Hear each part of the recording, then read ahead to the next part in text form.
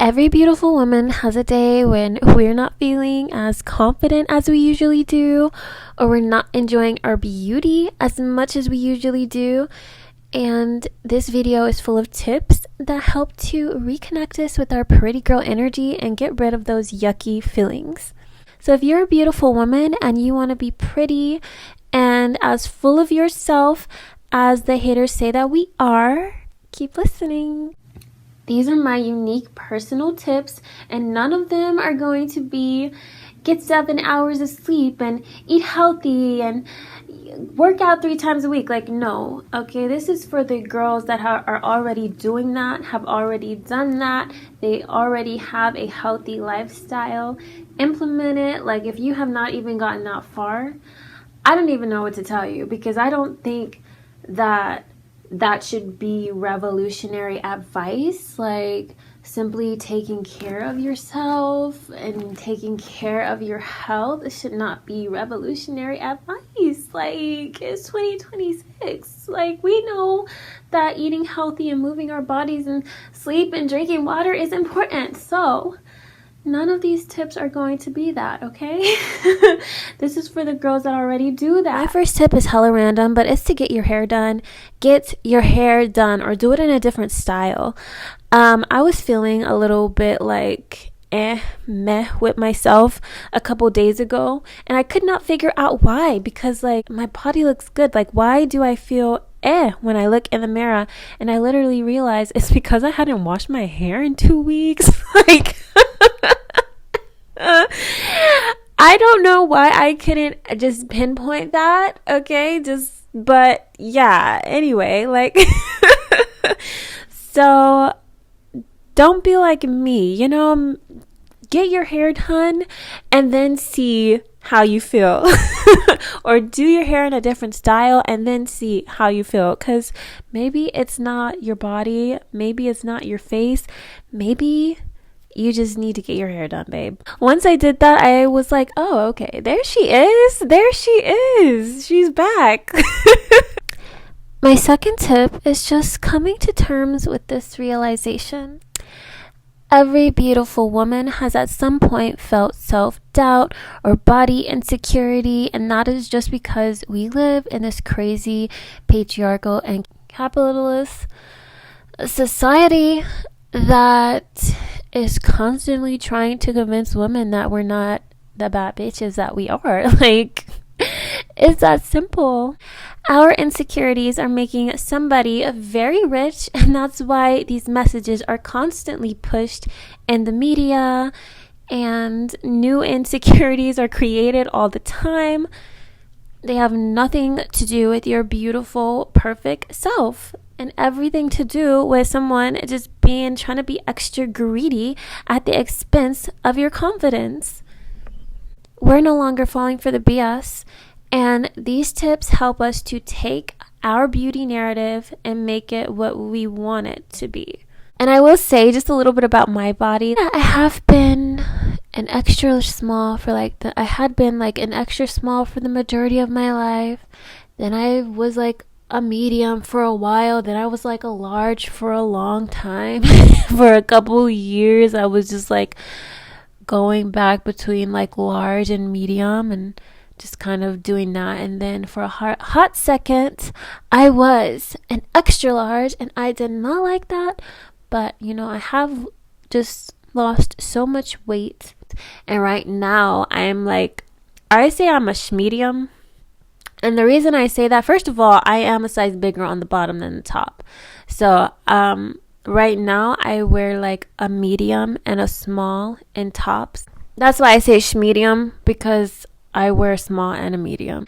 But that's where I am. I'm a curvy girl, and I'm happy with my body size. But we know that the media loves to try to bring down every woman, no matter how perfect you are, okay? They be having all the most perfect celebrities in the tabloids trying to talk about what's not perfect about them. When it comes to those negative voices, it's just pre-programmed BS that is on repeat in our mind, in our subconscious, okay?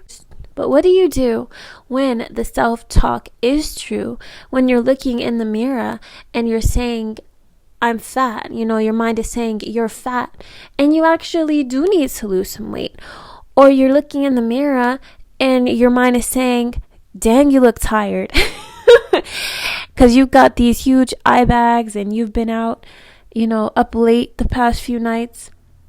And you actually, do look like you're knocking on death's door.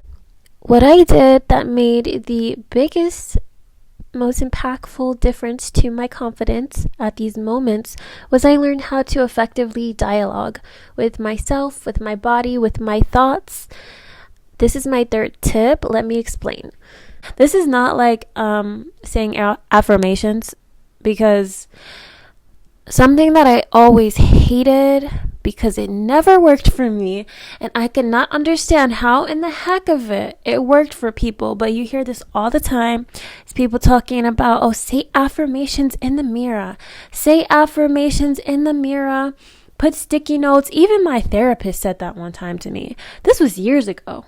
Put sticky notes on the mirror of like positive things like, I am beautiful. You are amazing. I am smart. Blah, blah, blah, blah, blah, blah, blah.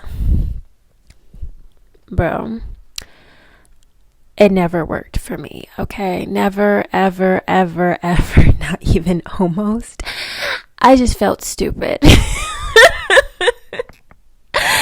I felt totally stupid, and I also felt like, dang, is there something wrong with me? Because like affirmations, like everyone's talking about these mirror affirmations that are just transforming their lives, and like it doesn't work for me. And I realized that no, like, first of all, we live in a world where we have been getting years of programming that there is something wrong with us, something not good enough for us, about our looks.